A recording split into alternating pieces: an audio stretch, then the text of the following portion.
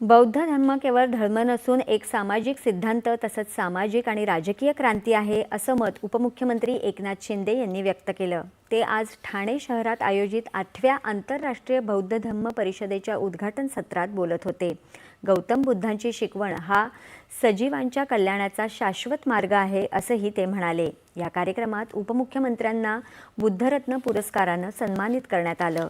बुद्धरत्न सागर सामाजिक कल्याण संस्थेने आयोजित केलेल्या या परिषदेच्या उद्घाटनाला मंत्री उदय सामंत, भरत गोगावले, संजय शिरसाट, प्रताप सरनाईक आदी मान्यवर उपस्थित होते। राज्यसभेच्या नवनिर्वाचित खासदार ज्योती वाघमारे यांनी परिषदेला उपस्थित राहत बौद्ध धम्माच्या विचारांचे महत्त्व अधोरेखित केले। देशविदेशातले भंते तसंच जपान, पाकिस्तान आणि चेन्नई इथले प्रतिनिधी या परिषदेत सहभागी झाले आहेत। बौद्ध धम्माच्या विचारांचा प्रसार आणि सामाजिक एकतेचा संदेश देण्याच्या उद्देशाने या परिषदेचं आयोजन करण्यात आलं आहे।